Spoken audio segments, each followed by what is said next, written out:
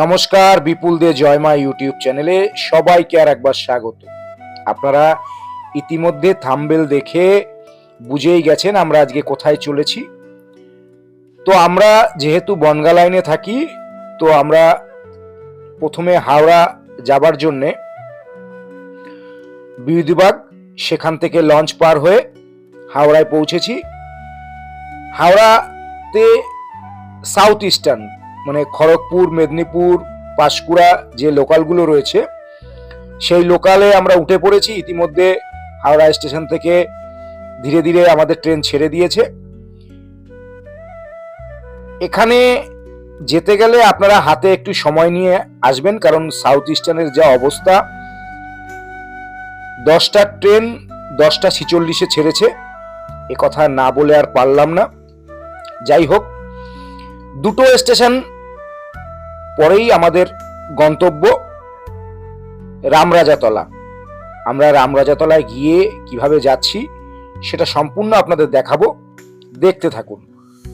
আমরা ইতিমধ্যেই রামরাজাতলায় এসে পৌঁছেছি। রামরাজাতলার সামনের দিকে, একদম সামনের দিকে চলে আসবেন। ওভারব্রিজ থেকে উঠতে পারেন বা সামনেই লেভেল ক্রসিং রয়েছে। যখন লেভেল ক্রসিং খোলা থাকবে তখন আপনারা একদম সোজা সামনে এসে বাঁদিকে হেঁটে যাবেন। যে কাউকে জিজ্ঞেস করলেই দেখিয়ে দেবে। আমরাও স্টেপ বাই স্টেপ আপনাদের দেখিয়ে দিচ্ছি। এই যে আমরা নেমে বাঁদিকে যাচ্ছি। এখান থেকে আপনি হেঁটেও যেতে পারেন, 5 থেকে 6 মিনিট লাগবে। আর এই লেভেল ক্রসিং এর সামনেই টোটো আছে, টোটোতেও যেতে পারেন।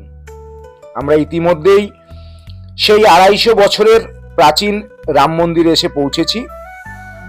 এই মন্দিরের ইতিহাস সম্পূর্ণটা বলবো আর আপনাদের সকলকে ঘুরিয়ে দেখাবো এই মন্দিরে ভিতরটা, এখানে কিভাবে পুজো দেওয়া হয় বা কতদিন এই মূর্তি থাকে, সম্পূর্ণটা জানাবো।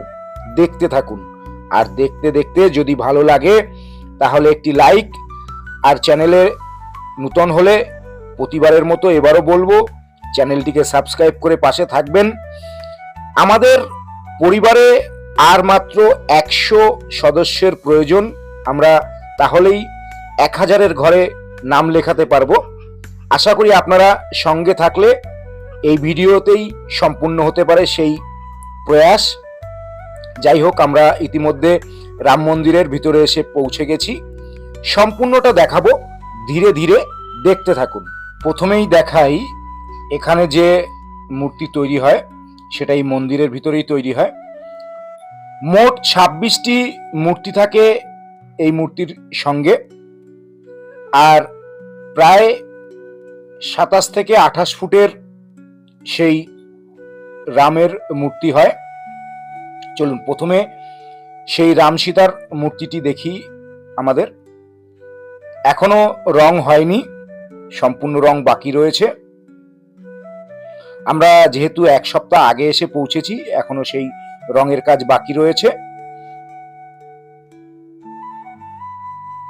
এই পুরো চালাতে টোটাল 26টি মূর্তি থাকে। যে নিচের মূর্তিগুলো দেখলেন সেই মূর্তিগুলো এখানে ধীরে ধীরে বসবে।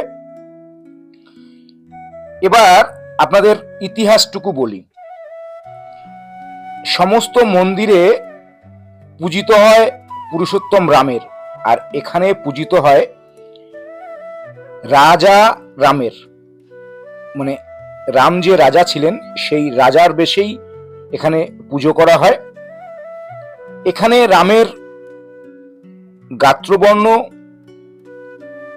ডিপ সবুজ। চলুন এবার একটি ফলক দেখাই এই মন্দিরের প্রতিষ্ঠাতা। এই ফলকেই আপনি বুঝতে পারবেন। এখানেই লেখা রয়েছে আনুমানিক 250 বছরের পুরনো এই মন্দির। অযোধ্যা রাম চৌধুরী ছিলেন তখনকার জমিদার এই জায়গার। তিনি স্বপ্নাদেশে এই মূর্তির প্রতিষ্ঠা করেন এবং ছোট্ট মন্দির তৈরি করে এখানে পুজো হয়। এই মূর্তি বিসর্জন হয় অন্যান্য মন্দিরে যেমন রামের মূর্তি বিসর্জন হয় না, কিন্তু এই মন্দিরের মূর্তি বিসর্জন হয় আষাঢ় মাসের শেষ রবিবারে, রামনবমীর দিন, যেদিন রামের জন্মদিন, সেই রামনবমীর দিন এখানে পুজো শুরু হয়। আর দীর্ঘ 4 মাস থাকে এই মন্দিরে মূর্তি। তারপরে আষাঢ় মাসের শেষ রবিবারে সাড়ম্বরের সাথে বিসর্জন হয় এই রামের। কিন্তু ভক্তদের কথা মাথায় রেখে এখানে খুব সুন্দর একটি ব্যবস্থা করেছে এই মন্দির কর্তৃপক্ষ। এখানে একটি রাম সীতার পাথরের মূর্তিও প্রতিষ্ঠা হয়েছে, সেটিও দেখাবো। আর এই মন্দিরের ঠিক বাঁ হাতে এখানে এক বিশাল হনুমান এর যে মূর্তি আগেই দেখালাম, সেই মূর্তি এখানে, যেদিন হনুমান জয়ন্তী, এবছর 2026-এ 2রা এপ্রিল হনুমান জয়ন্তী, সেই দিন এখানে এই হনুমান মূর্তি পূজিত হবে। এবং এবার চলুন সেই যে পাথরের যে মূর্তি রয়েছে, ভক্তরা যেখানে এসে পুজো দেন নিত্যদিন, 365 দিন এখানে এসে পুজো দেন, সেই মূর্তিও আপনাদের দেখাবো। চলুন ধীরে ধীরে সেই মূর্তির দিকে এগিয়ে যাই। তার আগে আরো একবার যে মূর্তিগুলো এখানে বসবে এই চালাতে, সেগুলো দেখাচ্ছি। এই রামের মূর্তির ঠিক উপরে একটি ছোট্ট সরস্বতী মূর্তিও বসে। তখনকার দিনের ব্রাহ্মণদের প্রথা অনুযায়ী বা নিয়ম অনুযায়ী তখন ব্রাহ্মণরা বলেন মা সরস্বতীকে সবার আগে বসাতে হবে, তাই এই মূর্তির উপরেই বসানো থাকে। চলুন আমরা সেই একদম যেখানে মূর্তি প্রতিষ্ঠিত হয়েছে সেই জায়গায় নিয়ে যাই। বিশাল আকারে এই নবনির্মিত মন্দির হয়েছে। এখানে নিত্য পূজিত হয় রাম, সীতা, বজরংবলী, এবং বাদিকে রয়েছে বাবা ভোলেনাথ এবং ডান দিকে বিষ্ণুর একটি মূর্তি রয়েছে। সেগুলো সবই দেখাবো, ধীরে ধীরে দেখতে থাকুন। আশা করি সম্পূর্ণটা দেখাবো। আর যে কোনো একদিন চলে আসুন। বাংলার বুকে এত প্রাচীন এই রাম সীতার মন্দির খুব কমই আছে, প্রায় 250 বছরের প্রাচীন এই মন্দির। চলুন, এই রাম সীতার মন্দিরের ঠিক ডান দিকে রয়েছে একটি শিবের মূর্তি এবং একটি শিবলিঙ্গ রয়েছে। আপনি চাইলে এখানে এসে জলও দিতে পারেন, জল অর্পণ করতে পারেন, নিত্য পূজিত হয়। সুন্দর পাথরের মূর্তি দেখুন, একদম ভুবন ভোলানো বাবা ভোলেনাথের রূপ।